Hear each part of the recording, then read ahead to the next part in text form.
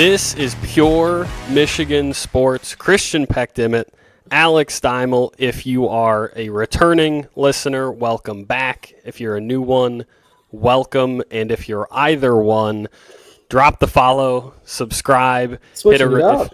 I know. Usually it's New intro. hello and welcome, but we gotta get the I don't know, something new. It's almost December. It's the holiday season. We're getting something new out there. I mean, for you, it's a little new since, what'd you tell me it was? It's 89 degrees out there. It's a high of right now. 89. I'm in South Texas right now. It was 89 degrees. No, insane. you didn't watch the wrong episode or upload one from 3 months ago. It's really that hot down here. It's ridiculous. But yeah, ridiculous is my camera quality. This is brutal. Just backstory: my computer broke. My longtime trustworthy partner, my MacBook broke, so I'm currently using an old Dell. And the camera's like at the bottom, so like I don't know. I'm not. This is a sports show. We're not talking about computers. Pour one out for Alex's computer. Yeah, no kidding. But don't pour one out. Well, pour not one out, onto but a computer. Don't pour it out. For Michigan football. Oh my gosh! That's where we have to start. Let's get into it. And I started my blog the same way. For those that live under not rocks, boulders. Michigan flipped the number one recruit in the 2025 class, Bryce Underwood, Michigan native. He goes to Belleville High School. If you haven't watched it, Google him. The guy is a dog. Goodness. He has a cannon of an arm. He can run around. He can create plays out of nothing. There's a reason he's a 5-star. There's a reason he's the number one recruit. I think a big part of kind of the hubbub, one of the bigger parts around it is this is really the first big contract that has made national news when it comes to NIL. This is going to be my stat of the day, more like a number today, is 10.3. I think it was either 10.3 or 10.8, somewhere in there. Yeah, I've seen both. $10.3 million over 4 years of an NIL deal with University of Michigan. People like Dave Portnoy are supposedly involved, other people involved with the Michigan Champion Circle. And I do want to say, on the basis, this makes me so incredibly happy to get talent like this. It's incredible, and it's not even just talent of one guy. It's something I talked about in the blog, which if you haven't read it, we'll throw the link and somewhere somehow. I don't know. I don't know the social media jargon, even though I probably should. But the beauty in this move is the talent that is, if it hasn't already flipped, the talent that is projected to flip as well. I'm blanking on the names, but I saw a list of at least like 4 or 5 4-star recruits that had 24/7 crystal balls flipping to Michigan. I know we had a guy from Colorado. We had already flipped his teammate from Pitt. I'm blanking on his name. But it was, it's as much as he won't solve the overall problem of Michigan football. It's a great get. The negative side to that, I'm not happy with it, is, and this is obviously a bit more subjective, but college football is no longer collegiate football. It is becoming professional football in a way, at least if this is going to be the new standard and the status quo. I mean, it literally reads like a contract extension. And in a way, you kind of sign a contract. Everybody signs their national letter of intent, but we're talking apples and oranges here. And I do think this is where, because of the lack of direction, it seems that the NCAA gave colleges on NIL, like, of course it was going to explode. But this is insane. This is insane. And what it makes me think of are smaller D1 schools that don't have the billionaires in their back pocket to fund something like this. Like, what? And it's not the players' fault or the very rich and wealthy people's fault. Like, why would they not take advantage of this if they could? That's the thing, is you can't blame them. I want to backtrack really quickly. Elijah Dodson, Thank you. Was Yep. the Pitt receiver. Or rather, he's a Belleville receiver along with Bryce Underwood, who was committed to Boy is Pitt. smooth. Yeah, same thing as Bryce. Write yourself a little note in your notes app or a mental note that as soon as you're done watching or listening to this, watch their highlights. These kids are incredible. And it does speak to a larger problem that I know we're going to talk about a lot, which is, you mentioned it, Alex. Bryce getting flipped is awesome. It is awesome. It is a huge, huge plus. It moves the program in the right direction. It boosts only further what I think has been Sharon Moore's best quality as a coach so far, which has been his recruiting. But what it does also is points to the fact that there are a lot of other aspects, key aspects on this team that have failed and don't exactly look like they have some bright future where you go, well, they're not doing well, but you've got this young guy who's showing out.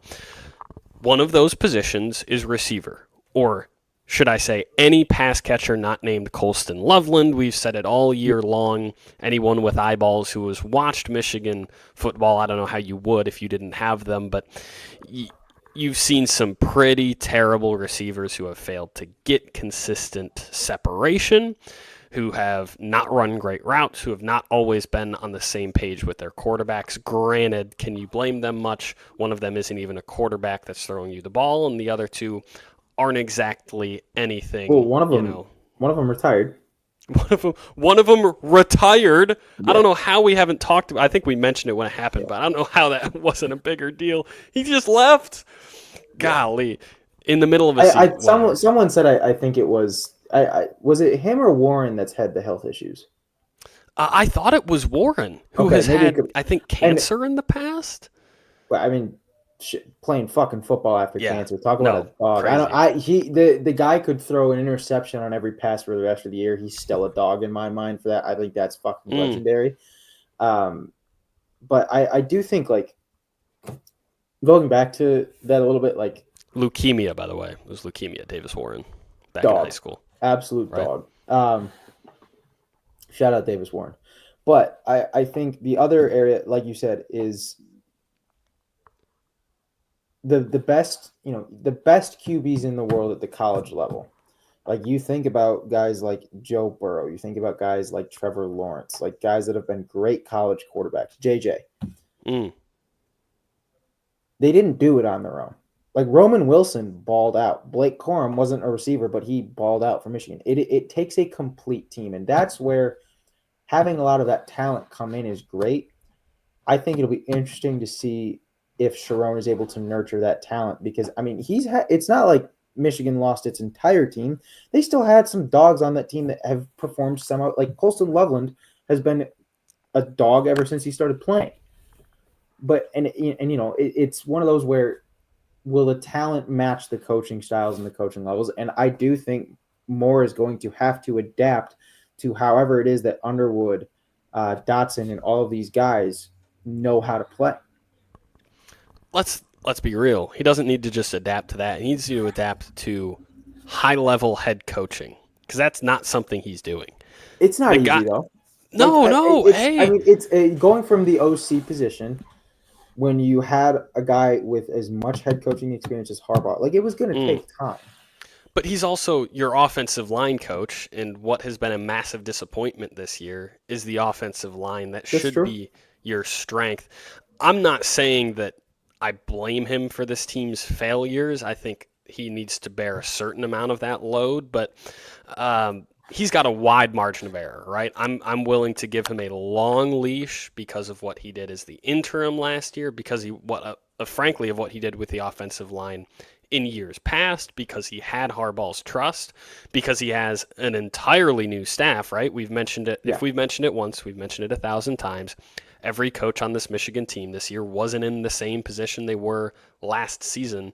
That's a hard thing to deal with. He's also, of course, a first-time full head coach, and it's a big program when you take over not only Michigan football, but on the heels of an undefeated season. I'm not saying that you chuck all this blame at him, but I am saying he's He's not got coaching well. but and at the same time, as easy as it say, he's got a winning record. Yeah. he hasn't necessarily completely fumbled where he's need to. Do I think we're going to beat Ohio State this week? Yes. Um, no, and I Please, told you this was please. going to happen, and Yeah. I do want to. We'll talk about that later. But I did tell you, as soon as Ohio State week came, my confidence was just going to skyrocket, and it wasn't going to be a Mm-hmm. good thing. But that's what's happening. Um, You're just setting yourself up for disappointment in whatever it is, 5 days or where 6 are we days, from, 5 days. dude? If we do anything as Detroit sports fans, if the past is any indication, that's exactly what we do. Is That's we true. get our confidence up in the moments Mm-hmm. where it's completely illogical to do so. Going back to that though, I think, and it reminded me. I do want to first mention, it's always great when you beat a guy that's transferred out.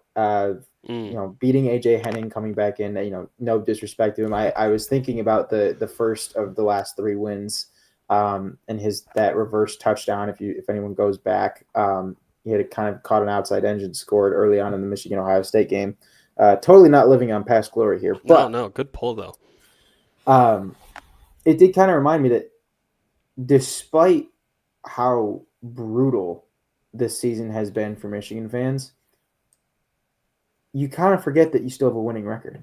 Yeah. And yes, you've beaten the teams that you're supposed to beat, and you're losing to the teams that some of which you probably should have beaten. But you've lost to a very good Texas team. You beat a USC team that at the time everyone thought was the shit. No, Which obviously means not nothing, anymore, to be fair. which means nothing now. But you beat MSU again. That one means something though.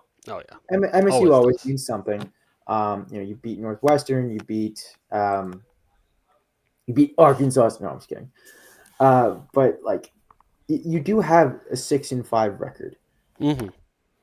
If Sharon gets killed this weekend, I don't want anyone calling for his job, and I think it's illogical to do so. It's his first year. The guy just flipped the number one recruit in the country. The guy Yeah. who should be on the hot seat and is right now is Brian Kelly.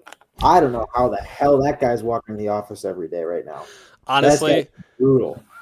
I know that was a rhetorical question. I think the actual answer at this point is literally just like we don't want to fire a guy mid-season. Just like let him finish it out, and then send him packing afterwards. Because yeah, it's brutal. Well, I mean, you knew it was bad when he faked a Southern accent on his little like his introduction to LSU when he went to that basketball game, and he's like got a fake Southern accent. I was like, what is this guy's deal? It Of really course, was you're not bad going to from day keep the one. number one recruit. Like, come on now. Um, but like I said, it's great to do that. I'm uncertain of the future of college football in the sense that it's great that we have this money. Can we count on these billionaires to give us money at other positions do we need? And is it going to compare to the Alabamas or the LSUs or the Oklahomas or these blue blood programs that we all know have a lot of money to throw around? I do want to dive more into that, and I appreciate you bringing it back around to that because what you originally said a few minutes ago, Bryce Underwood received that somewhere in the range of 10.5 $10 million. fucking million. Yeah, Like, give or take a couple 100,000. I'll be He's lucky if I making make that in my lifetime. right. He's making 10.5 mil over 4 years, and this is all a rumor because it all has 5 to years be. younger than us. Mm-hmm. 5 Much years younger younger. than us. I know it kind of hurts. It Thanks for not, this is like I'm not gonna go there, but like thank you for killing like every single like college man's self-esteem, Bryce Underwood. We really appreciate it. anyone looking for like anyone that has just graduated or is in college right now or is sort of in that young adult phase, nothing hits you harder than watching an NBA game, watching now college games, as Because those crazy guys as are that our is. age. And you go, he's the youngest kid in the league, or whatever it is. He's 19 years old. He signed his rookie contract for $4.8 million, and you're like, good Lord, give me a break.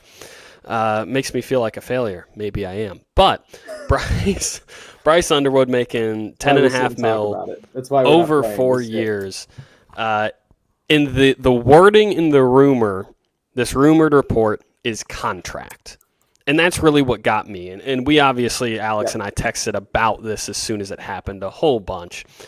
But that's dangerous, I think. When you Yes. start getting into contracts for these kids. And the problem is you almost have to do it because you have to backtrack and look at how did we get here. A lot of things. I'm not going to go over the whole history of NIL. We'd be here forever because it's a long and a messy one.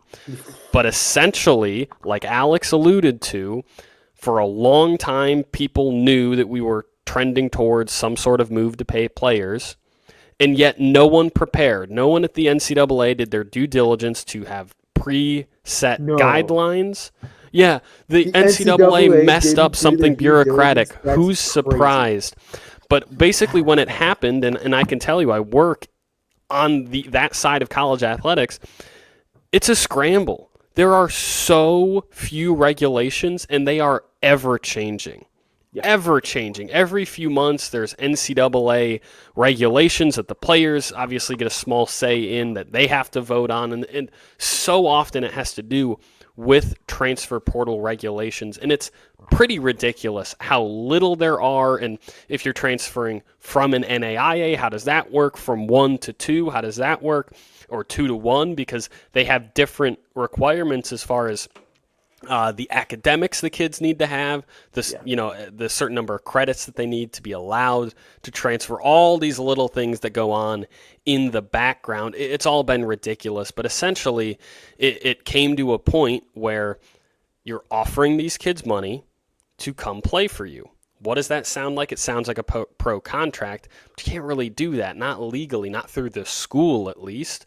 So what happened more often than not, because there weren't guidelines that required you to sign these kids to some sort of promise deal, is things like the UNLV quarterback who was promised an X dollar figure. I think it was around $200,000. It was in the 6-digit range to come transfer to UNLV, come play for them. He gets there, plays for a couple weeks, realizes that's not materializing because it wasn't a written promise, it was a verbal one. And guess what happened? Nothing. It never came to fruition, so he never got paid what he was promised. And good for the kid, he sat out. He's done playing there. I would be too if I were promised that and they didn't follow through on the promise. But now where are we? Kids asking for a promise. And what does that mean? Written, hard, pen, and paper. You've got ink on paper promising these kids. That's a fucking contract.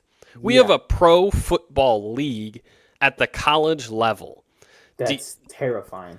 What does that mean? And is that bad or good? I don't know.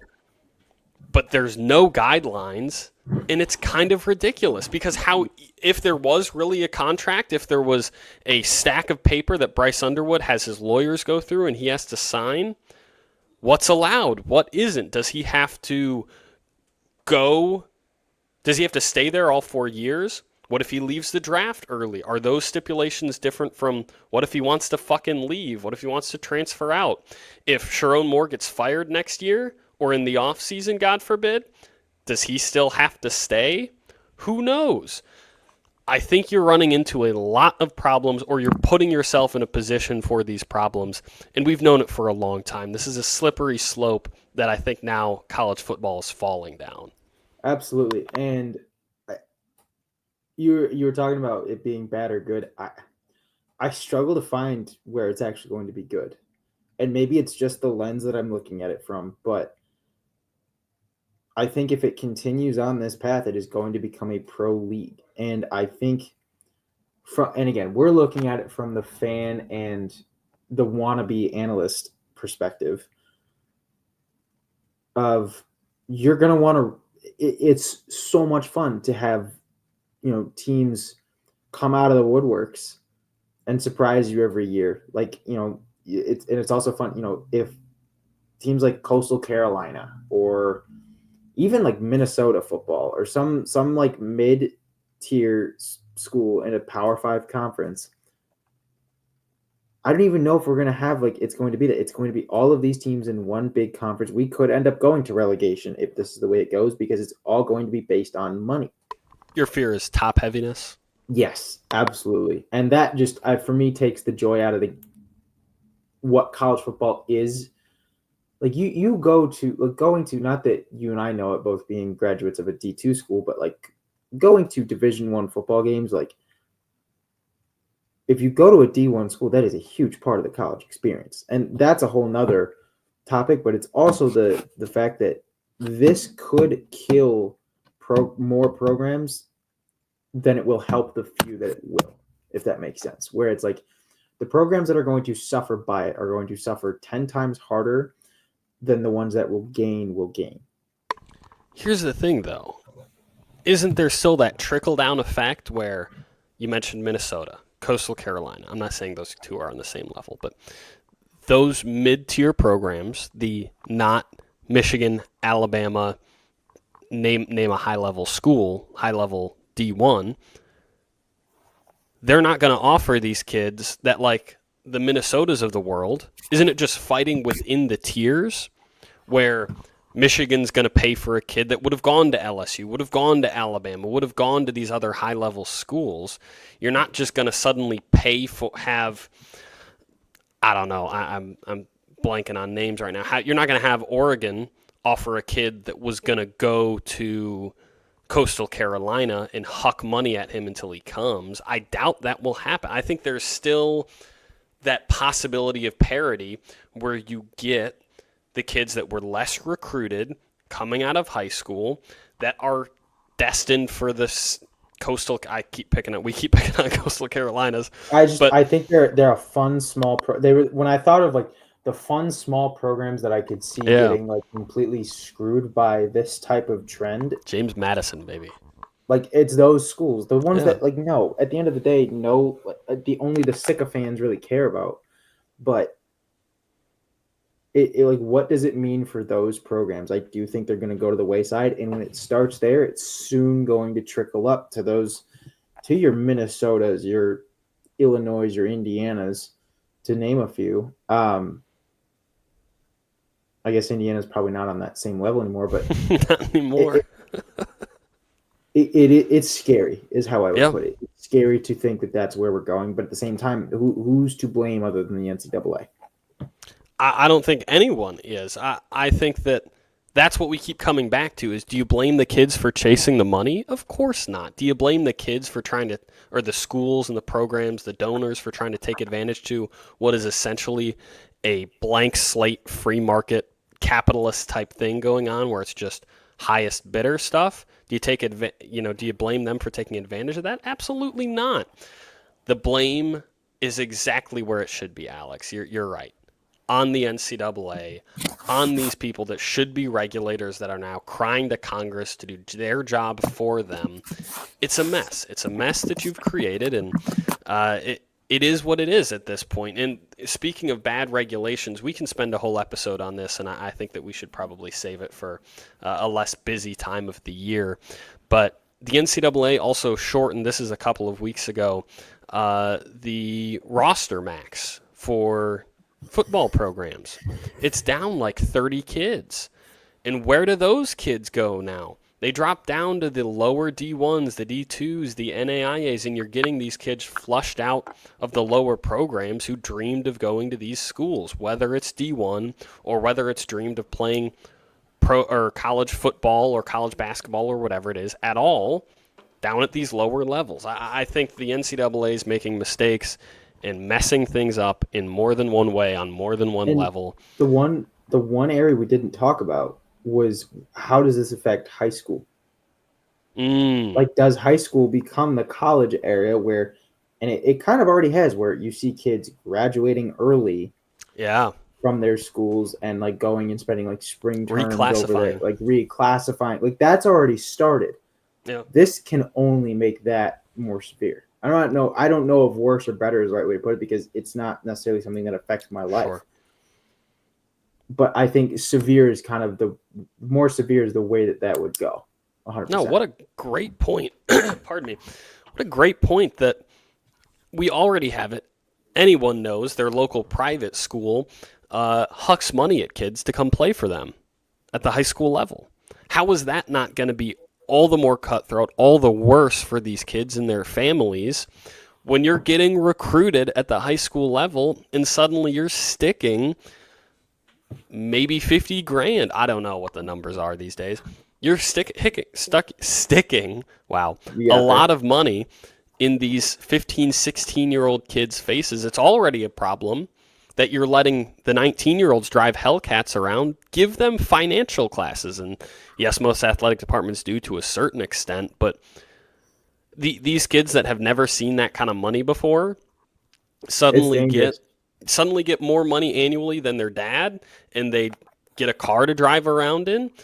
You can't just throw that onto someone. There needs to be some sort of education to allow them, not for a normal adult, but when you're a 19-year-old, an 18-year-old, I think there should be a certain level of education that you're required to give these kids. Yes, and I do think it's obviously it's all and if it was going to start with a collegiate sport, it was going to start with football. I do Sure. wonder, in kind of a transition point, if this feeds into basketball at all, because the NIL is a general collective. It's not Mm, just focused on football, even though I'd imagine majority of schools that NIL money is going to go towards the football program because that's what's going to bring in the most money.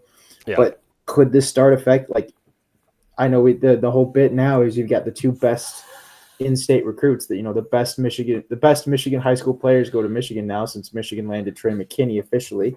Um, I don't know if am I late with that one? We talked about it a few weeks ago, but I think it's official now. He was sort of yes, it's official. Yeah, that we Okay, talked about that. and I mean it could he be getting something thrown? Or anyone else that's getting signed, especially you've got Dusty May who's new to that program. Mm. Um, could that be something we see as well? Obviously, I do want to on the Michigan basketball topic. Currently ahead of Illinois in the Ken Palm rankings. Michigan currently at 28 in the Ken Palm Mm. rankings, the Ken Palmer rankings. And the only Big Ten teams ahead of them would be Purdue and Ohio State. Yes, I do think Michigan State will be And solid this Wisconsin. year. Sorry. Yes, I don't know. They're it's pretty close between them and Colorado right now. And Colorado's real good. I think that the Big Ten is going to have a lot of parity this year, and that's obviously something that shakes out, a few weeks from now when conference play starts. Michigan's actually playing right now. Wolverines, Virginia Tech, and I think they're in Florida. Fort Myers, Yes. yeah. Fort Myers Yep. tip off. They are playing 34-33. Virginia Tech, yeah, and they're up by one at halftime. In general, though, on Michigan, obviously we've mentioned it a couple of times that as college football starts to come to an end, we'll transition into spending more of the episode on college basketball. But the Wolverines have looked very good. Obviously, a few weeks ago, lost to Wake Forest. We talked plenty about that game. I think probably spent more time on it than it deserved as just a 2-point loss to a good team. But regardless, came back, beat TCU, and was actually a pretty fun game for a lot of that. The 12-point difference, I think, probably is maybe disingenuous. I think that was a closer game than the final score reveals. But then you beat up on Miami of Ohio, shout out Maction. Then you beat up on Tarleton State. 4-1 through 5 games is a good spot to be. And to be honest with you, I know Dusty May's here. I know he's pulling 5 stars, and I know he did a ton of work in the transfer portal to be in the win now mode, to get the roster ready for right now, because that's just the way college basketball works, and it's what you have to do. Year over year, you create with your free agent class a sort of win now mode with your program. That's what he's done. Regardless of that, I'm still coming from the 8-24 mindset, right? I'm still coming from the Juwan Howard was our head fucking coach last year. And that's where we're at. That's where the program is rebuilding from. Maybe that's just me being old school and keeping my expectations low because programs need to rebuild, and that just can be super accelerated these days.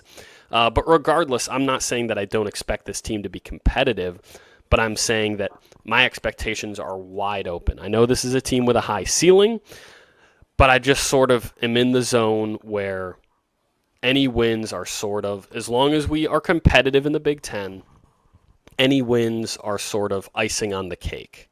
Yeah, You know what I mean? you kind of took the words right out of my mouth there. And I do think the McKinney grab is great. I think Mm, it shows a lot of I think it shows good upside for the future. And I love the college basketball season is always so up and down. There's a reason it's called March Madness. The number one never stays the number one. Ranking teams are changing constantly. Winning. Speaking of, UConn lost today. I watched that. That was a battle. UConn was down like 10, came all the way back, tied it, went into overtime, and lost. There is not a sport more chaotic than college basketball. It's constantly going to change. You're going to have great wins. You're going to have horrible losses. And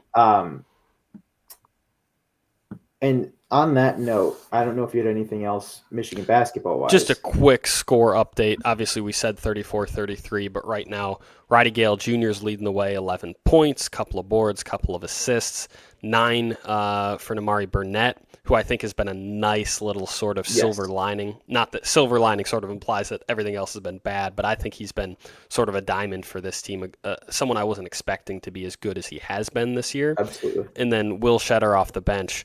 Shedder's a hell of a name, but he is a hooper. And I think he's one of the many guys that can give you a scoring punch. Obviously, we've said it a couple times, but this is a team I think sort of looking this season for someone to step up as the dude in terms of down the stretch scoring. When you need a bucket, who do you go to? But at the same time, you've got a lot of guys that can hurt you in a lot of ways. That's not a bad thing to have. That's all. Absolutely. And then I guess to transition to, I talked about good wins and bad losses. Talking about the Lions this weekend. I forgot what it was like to punt for a little while. And I forgot that 2-3 years ago, the best player on that fucking team was Jack Fox. That's a fact. And now look where we are. I forgot he existed until this weekend. And at the same time, a win is a win is a win is a win. Whoever, put the injury curse on the Lions, can you please fuck off? Like, genuinely? It's getting bad. It really is. It was like every play. Every other play, someone's going down. Obviously went First in you got with Monte, then you got Khalif. Mm-hmm. Like, 2 key points in this offense, obviously.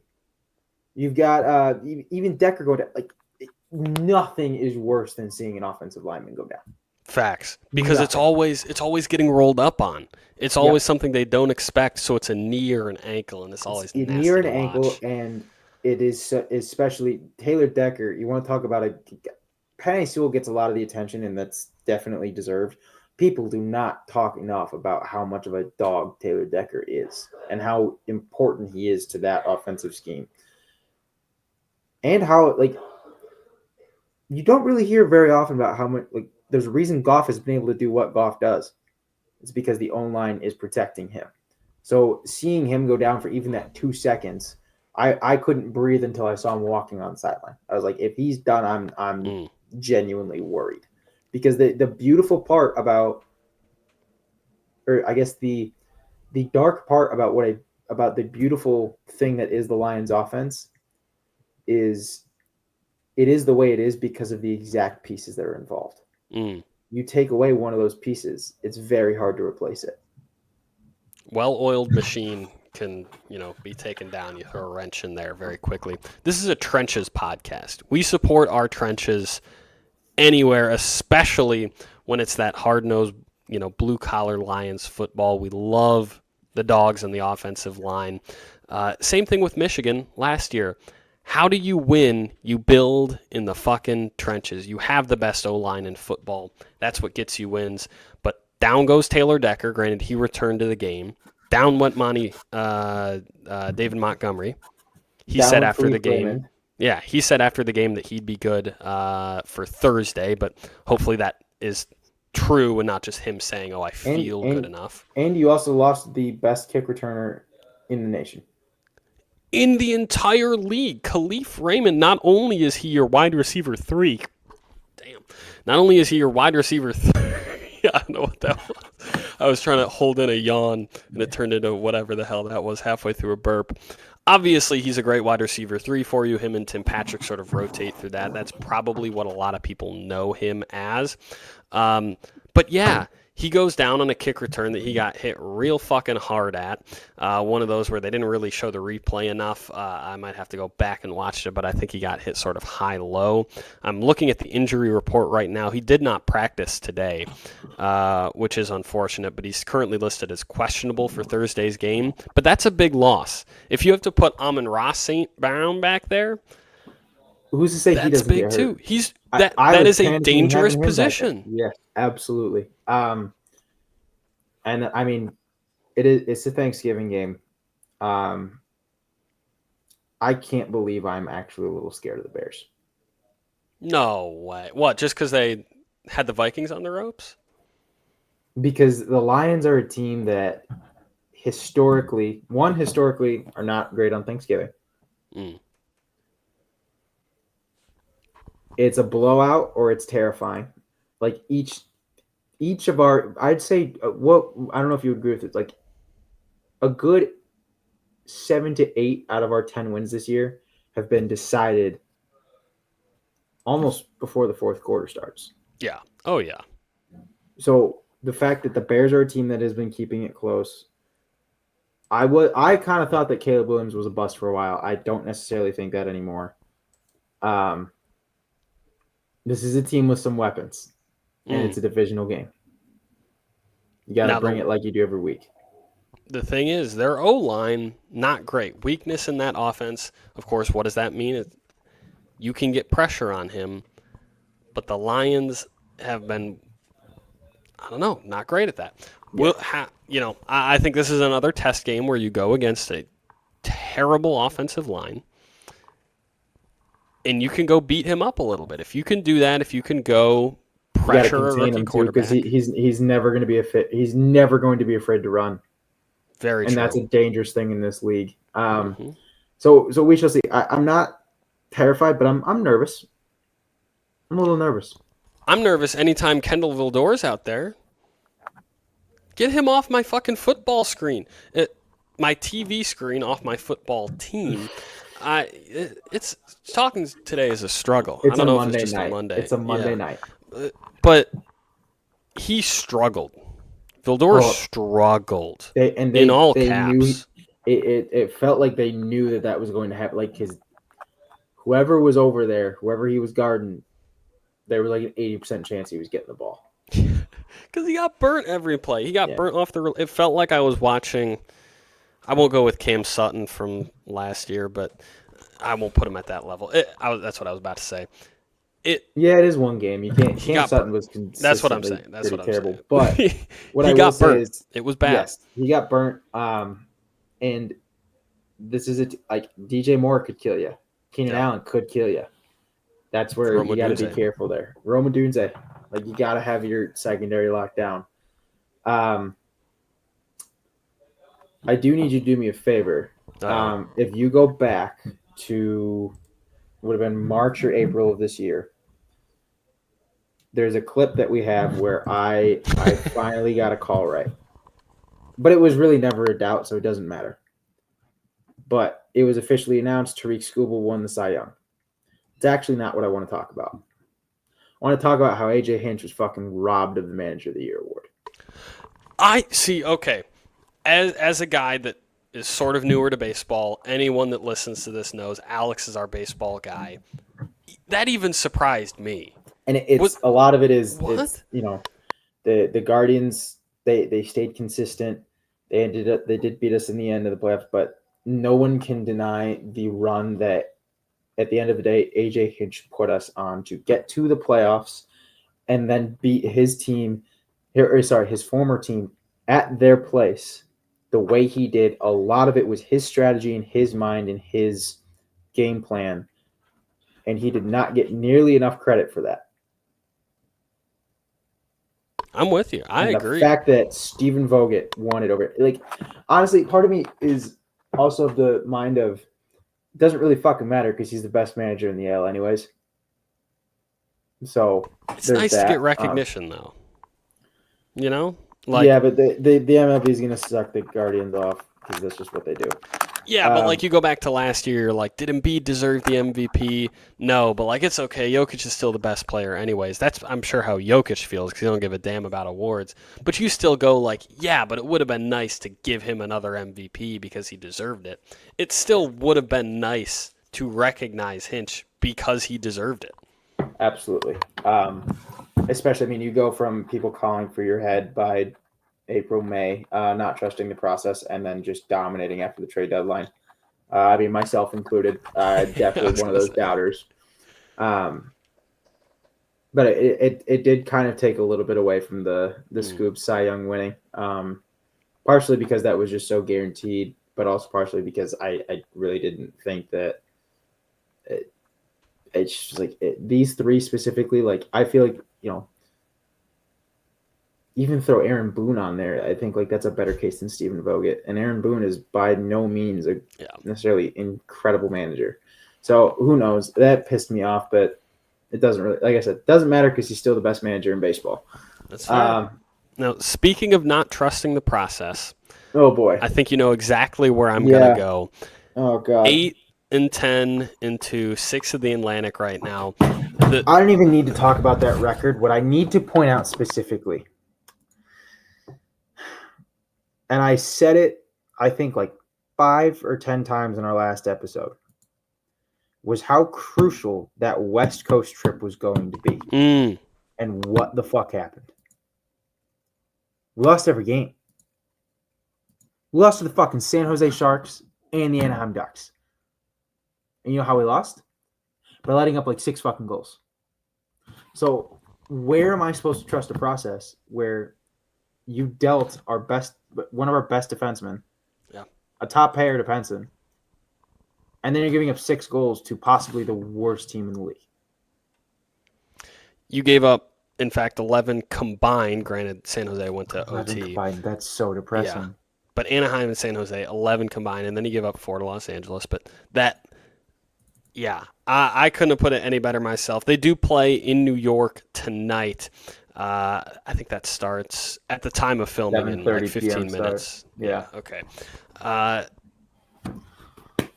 know there's a lot of negativity, and you're wearing, hey, you got a Wings jersey. Who's on the jersey? It's just a blank one. It's just blank. It was a gift. But see, I'm sure where you're going to go is the Eyes are playing, right? Right now, the question for a lot of fans is Derek Lalonde.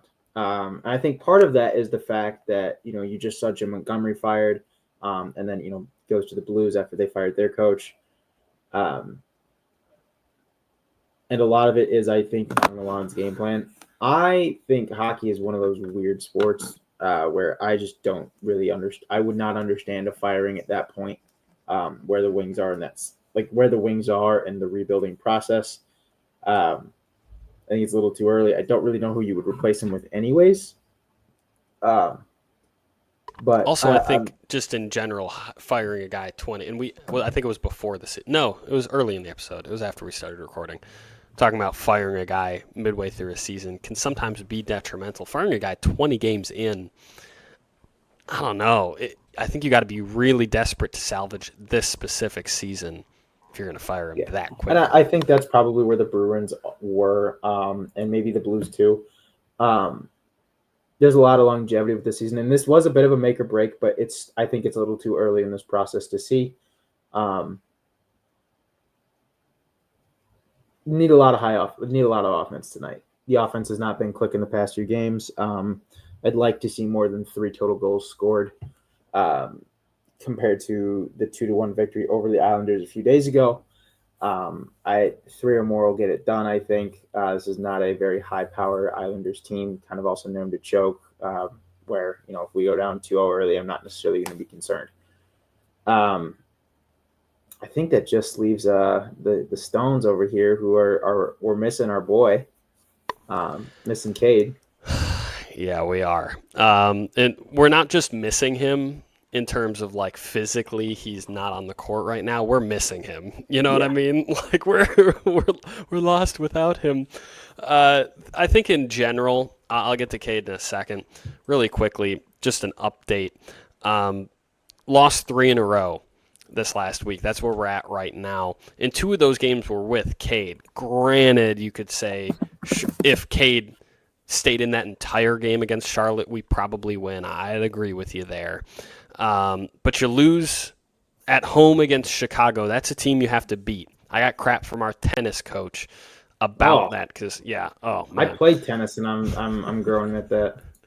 Yeah, then you play in Charlotte where I didn't have to watch. I chose to watch a 5 full minute overtime session where it was the Detroit Pistons with no Cade Cunningham versus the Charlotte Hornets with no LaMelo Ball.